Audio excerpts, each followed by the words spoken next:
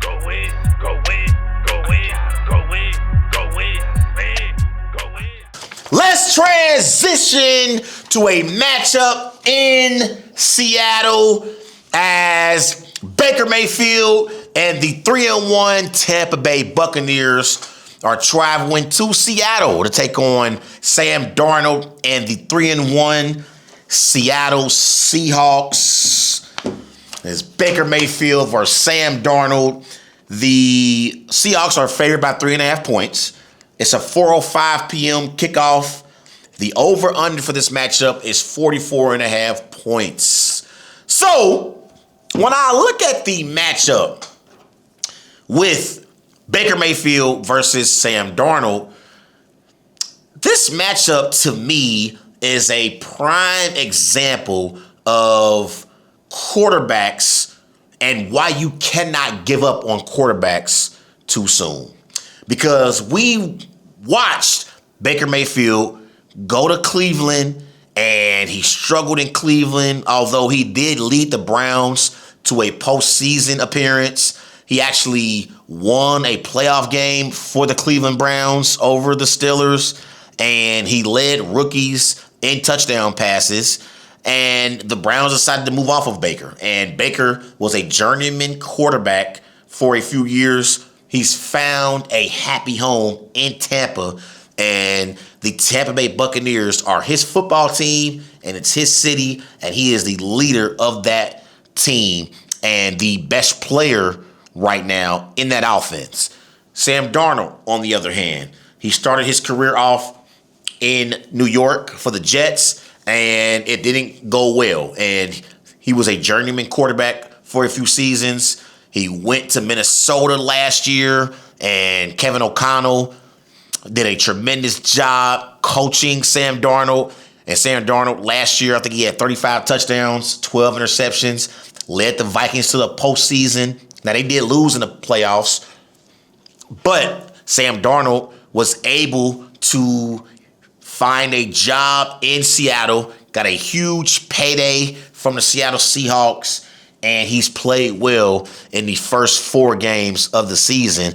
And so this is a prime example of why you cannot give up on these quarterbacks too soon. And you have to give them an opportunity to excel in better situations, in better organizations. And so let's start off with Baker Mayfield. Obviously, the Tampa Bay Buccaneers and Baker Mayfield are 3-1. And when I look at Baker Mayfield, so far this season, Baker Mayfield, he has 8 touchdowns, 1 interception, 904 passing yards. He's completing 60% of his passes. I believe that Baker Mayfield has elevated his game to where he is now an elite quarterback. And when you look at Baker Mayfield and his statistics since the beginning of last season, and even in the fourth quarter, Baker Mayfield has been sensational. Let's talk about Baker Mayfield's stats since the start of last season. He's completed 70% of his passes. That's ranked 3rd in the NFL. He averages 281 yards per game. That's ranked 2nd in the NFL. He has 63 20-yard completions. That's ranked 4th in the NFL. He has 49 total touchdowns. That's ranked 2nd in the NFL. And his passer rating since the beginning of last season is 105.9. That's ranked 4th in the NFL. Well, is Baker Mayfield elite? Let's talk about Baker Mayfield and how elite he has been since the start of last season. This is Baker trailing in the fourth quarter. He completes 74% of his passes. His yards per pass is 7.4. His touchdown to interception ratio is 7-2. His passer rating is 108.1. And that completion percentage at 74 leads the NFL with minimal of 40 pass attempts. So not only has Baker Mayfield went to Tampa Bay and made the Tampa Bay Buccaneers contenders in the NFC and the best team in the NFC South, he has elevated his game to where he is now considered an elite quarterback. Yes, Baker Mayfield should be considered an elite quarterback in the NFL because not only is he great in the first three quarters, he's great in those clutch moments when the Buccaneers need him to make a play. And I watched Baker Mayfield in 3 games this season against the Falcons, Texans, and Jets have great clutch performances in the final 3 minutes of those games. Against the Falcons, Texans, and Jets, Baker Mayfield was clutch. And he made play after play after play to get them the win against those 3 teams because the Buccaneers, I do believe the Buccaneers have a nice team, but in those particular games, they didn't blow out the Falcons in week 1. They didn't blow out the Texans in week 2, and they did not blow out the Jets in week 3. And Mayfield had to make plays for the Buccaneers to win those football games. And he did a tremendous job in late clutch situations and helped the Buccaneers win those football games. Now, they lost against the Eagles in week 4, but I believe Baker was shorthanded. He didn't have Mike Evans in that particular game. And the Eagles are just a well-balanced football team overall, and they're the defending champs for the reason. And if you're going to beat the defending champs, you got to be at 100%. And the Buccaneers did not have their number 1 receiver in Mike Evans. Now, they did get back Chris Godwin in that game against the Eagles. And in that game, Chris Godwin, he had 3 receptions for 26 receiving yards. It's his first game back. Remember, he tore up I believe it was his ankle last year. And he had a season-ending injury. And so Chris Godwin is a very, very important piece to the Buccaneers offense. And he is, it was a fracture. Okay, so he suffered a serious dislocated and fractured ankle last year. So this was Chris Godwin's first game back. And I'm looking at this Buccaneers team. Once they get back Mike Evans, that trio of Mike Evans, Chris Godwin, and Emeka Egbuka could be the best trio of wide receivers in the NFL. Name me another trio that's better than Mike Evans, Emeka Egbuka, and Chris Godwin, because I can't think of one. I cannot think of one. So when they get Mike Evans back, this offense is going to go to another level. Now I'm looking at this Buccaneers team. Already offensively, they put up great numbers, especially in the passing game. They averaged 212 passing yards per game. It's only ranked 15th in the NFL, but when Mike Evans comes back, we know that's going to improve. I love their running backs in Bucky Irvin and Rachaad White. At tight end, you got Cade Otton. They did get back Tristan Wirfs. Wirfs played against the Eagles in week 4, and their offensive line is solid. Graham Barton at center. You got Charlie Heck at right tackle. Left tackle, Tristan Wirfs. Okay? So I like this Buccaneers offense, and I think once Mike Evans comes back, I believe the sky is the limit for this Buccaneers offense overall. Now, their defense, they're led by a defensive mind, Todd Bowles. He is their head coach. And I'm looking at this Buccaneers defense. You got Hassan Reddick as one of your pass rushers, okay? You got Jamel Dean, Antoine Winfield in your secondary. I like this Buccaneers defensive team. Now, they got to get better overall on the defensive side of the ball.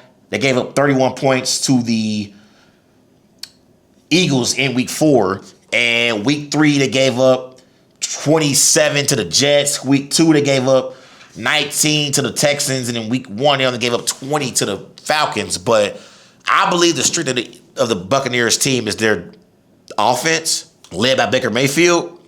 But defensively, if they can get timely stops, they will be a contender in the NFC. And I think the Buccaneers are by far the best team in the NFC South. But with Baker Mayfield, with Mike Evans, and Emeka Egbuka, I think their offense could be a top 10 offense in the NFL once Mike Evans returns and he's healthy. Now, let's switch gears to the Seattle Seahawks.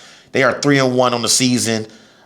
Obviously, they are led by Sam Darnold. Sam Darnold so far this year, 5 touchdowns, 2 interceptions, 905 passing yards. He's completing 70% of his passes.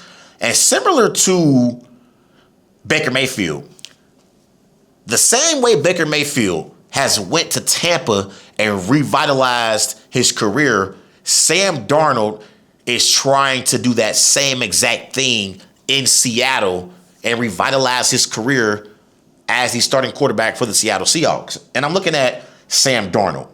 This is in the last 2 seasons. Sam Darnold, he has 17 wins. That's tied for first in the NFL. This is all amongst all other quarterbacks. Game-winning drives, he has 7. That's tied for first in the NFL. He has 5,224 passing yards. That's ranked second amongst quarterbacks. He has 76 big pass plays. That's ranked first in the NFL. He has 40 passing touchdowns. That's ranked 5th in the NFL. His passer rating is 103.1, which is ranked 5th in the NFL. And so Sam Darnold, over the last 2 years, has played significantly better. But I do not believe that Sam Darnold, unlike Baker Mayfield, should be considered an elite quarterback. I have not seen enough from Darnold to be considered an elite quarterback. I do believe Sam Darnold has became a competent starting quarterback in the NFL. But I don't believe Sam Darnold is necessarily a better quarterback than even a Kyler Murray. Now, I know Sam Darnold beat Kyler Murray in week 4. It was a matchup between the Seahawks and Cardinals in Arizona on Amazon Prime last Thursday. But I don't believe that Sam Darnold is a better quarterback than Kyler Murray quite yet. I don't believe that Sam Darnold should be considered even better than Aaron Rodgers yet. Like, I think Sam Darnold is in that Tua Tagovailoa conversation right now, but I believe Aaron Rodgers and Kyler Murray are both better quarterbacks than Sam Darnold and Tua currently are. Now, by season's end, Sam Darnold could elevate on my rankings and be in that top 12, maybe even top 10 quarterback conversation. But right now, I'm taking Justin Herbert over Sam Darnold. I'm taking Jaden Daniels over Sam Darnold. I'm taking Jordan Love over Sam Darnold. I'm taking Brock Purdy over Sam Darnold. And like I said earlier, I'm taking Kyler Murray and even Aaron Rodgers still over Sam Darnold. And it's not to take anything away from Sam Darnold. But I said coming into the season, I don't believe that the Seahawks upgraded by moving off of Geno Smith and bringing in Sam Darnold. Now, so far these first 4 games, I've been proven wrong because Geno has thrown a bunch of interceptions for the Raiders, but Sam Darnold still has a lot to prove to me to be considered a bona fide top 10 quarterback or even a top 12 quarterback. I believe he's an average quarterback. I think he's in that 15 to 20 range right now. But he has had a pretty decent season so far, and statistically, since the beginning of last year, Sam Darnold has put up some great stats as a NFL quarterback. Now, last year, it was mainly because of Kevin O'Connell, because we saw Sam Darnold flame out in those last 2 games against the Lions and against the Rams for the Vikings. He flamed out, and he did not play well. But he's played well so far this year with the 5 touchdowns and 2 interceptions. But when I look at the Seahawks overall offensively, at running back, you got Kenneth Walker, who I like. And I like Smith and Jigba as well. I think Smith and Jigba has a lot of potential. He's their number one receiver right now. They got Cooper Kupp. I think Cooper Kupp is well past his prime, but I still believe Cooper Kupp can make timely plays in this Seahawks offense. At tight end, you got A.J. Barner, okay? And when I look at the Seattle Seahawks overall offensively, not just their personnel, but you look at their overall statistics, they average 28 points per game. That's ranked 6th in the NFL. But when you look at the rest of their statistics, they are ranked 13th in passing yards per game. They average 222 passing yards per game. They are tied for 18th in yards per game. They average 341 yards per game. So that's not very good. But I think offensively, I think that this Seahawks offense, they're not going to ever be considered an elite offense to me, like the Buccaneers or the Eagles or the Packers or the Bills. But I do believe that these Seahawks, with Kenneth Walker in the backfield, with Sam Darnold as your quarterback, with Smith and Jigba as your number one receiver, I think the Seahawks can be an average offense. Average. I would never consider them elite, but I think they could be average with Kenneth Walker, Sam Darnold, and Smith and Jigba. Now, defensively, the Seahawks, they are led by their head coach and Mike Macdonald. And Mike Macdonald is a defensive mind at head coach. And I'm looking at this Seahawks team overall defensively. You got Jaron Reed as a pass rusher. You got Byron Murphy II as well. You got Leonard Williams, DeMarcus Lawrence at linebacker. Okay, in that secondary, you got Kobe Bryant, UC Bearcat alumni. You got Josh Jobe. Okay, you still got Devin Witherspoon, who I really like at cornerback. And I'm looking at the Seahawks defensive statistics. They give up 207 passing yards per game. That's ranked 17th, okay? They only give up 90 rushing yards per game, so they're pretty good against the run. That's ranked 6th in the NFL. And they only give up 17 points per game. That's tied for 2nd in the NFL. And so defensively, they do great against the run, and they only give up 17 yards per game, which is actually impressive. So I think this defense can get better as the season wanes. I like Witherspoon in that defensive backfield. I really, really do. And I still believe that the Seahawks are a team that's in the NFC that should not be considered a playoff team. Coming into the season, I did not have the Seahawks in the playoffs. But at 3-1, they did perform well against the Steelers in week 2. And then in week 3, they obviously dominated the New Orleans Saints. And in week 4, they had a very impressive win over NFC West Division foe, the Arizona Cardinals. They beat the Cardinals 23-20 in that game.